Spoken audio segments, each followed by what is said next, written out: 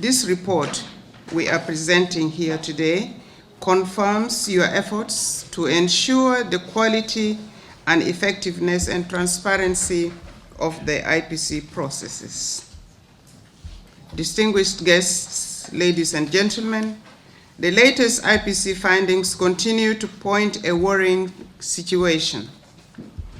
In the analysis period of October to November 2022, an estimated 6.64 million people, that is 53.6% of the population, are facing severe acute food insecurity, which is crisis IPC Phase 3 or worse, of which 2.22 million people are facing emergency, that is IPC Phase 4, acute food insecurity.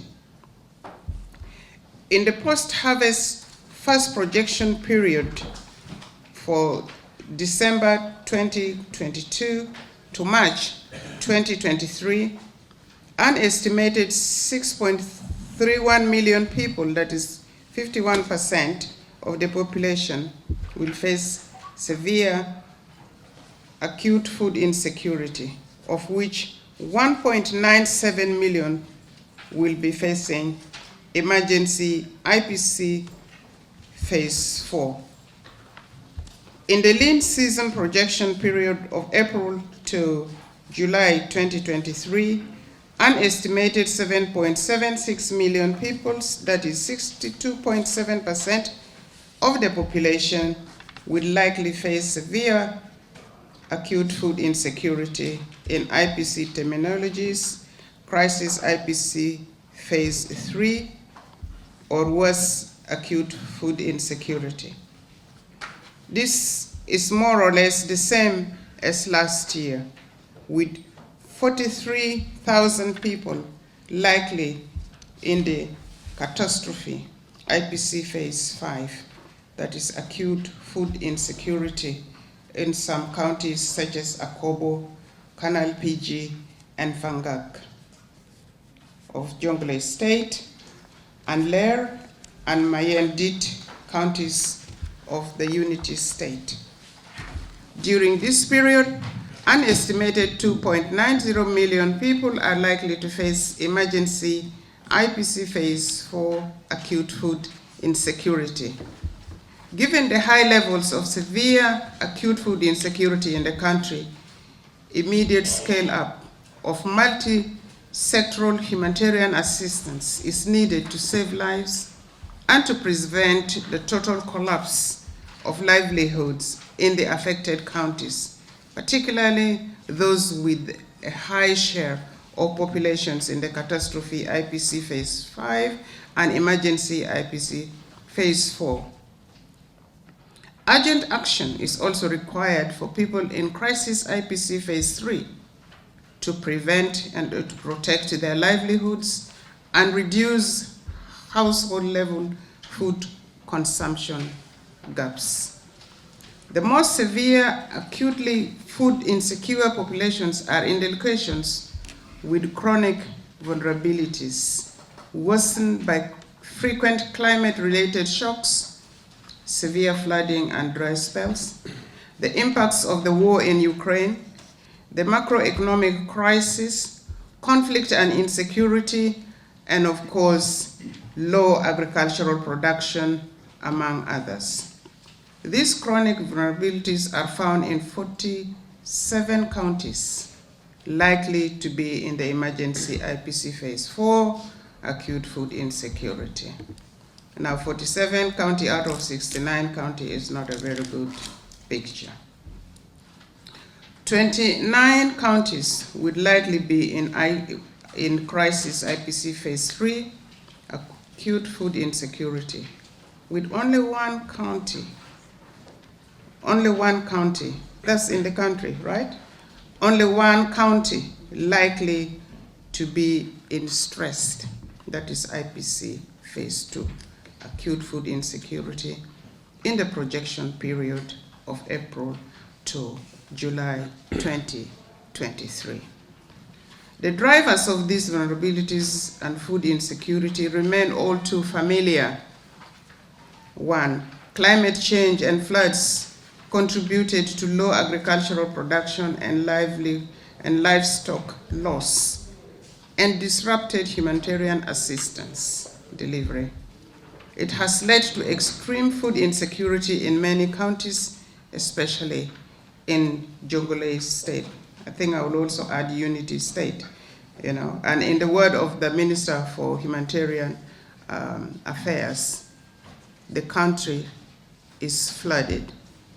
The whole country is flooded. 2.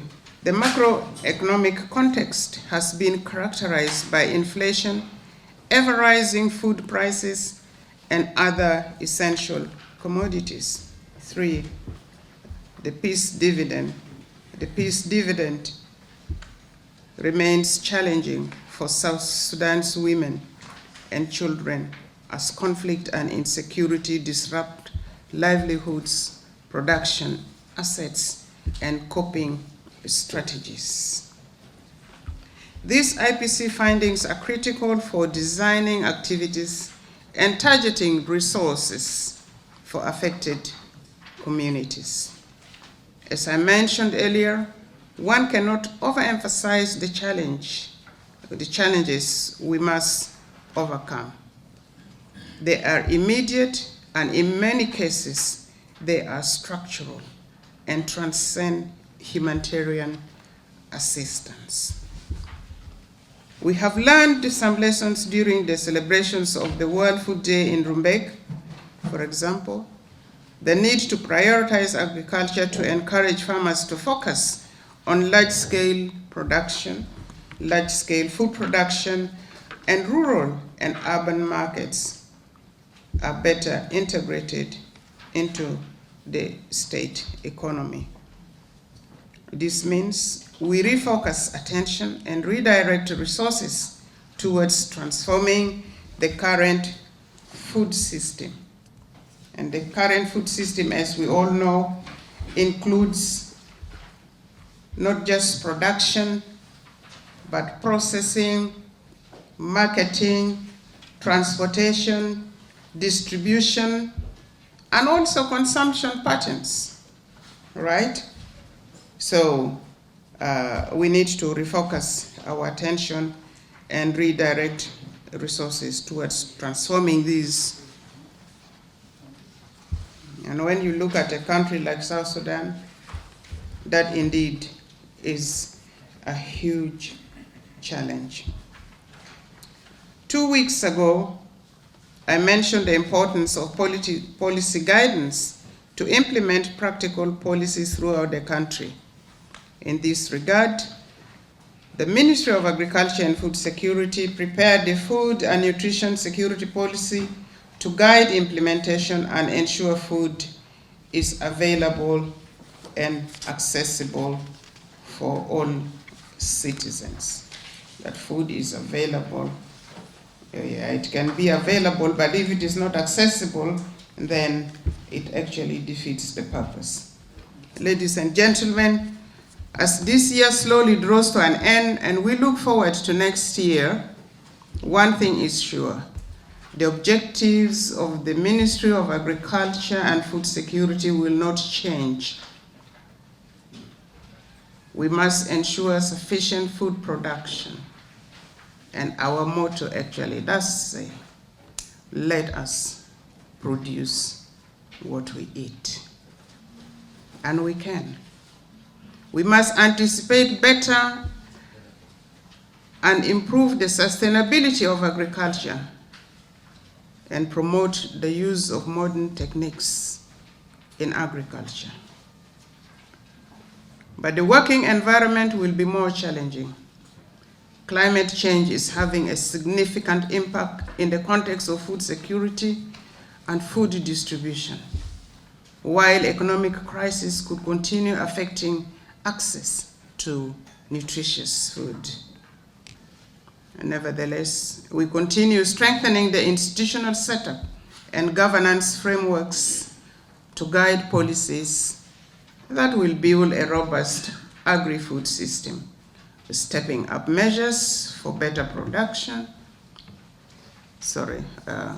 stepping up measures for better flood and drought mitigation, while investing in irrigation and climate-smart agriculture. I'm glad in that respect that the Undersecretary for the Ministry of Water Resources and Irrigation is actually amongst us here. And also for the information of those who might not know, the Minister of Agriculture and Food Security, that is myself, is still the acting Minister for Water Resources and Irrigation. So in conclusion, it's my conviction that our combined efforts will end food insecurity, because we in the Ministry of Agriculture and Food Security and the development partners represented here, the UN family represented here, and the international financial institutions collectively know what it takes to end hunger and poverty. We all know what it takes to do that. So maybe the best thing would be for us to stop too much talking and start acting. Thank you very much.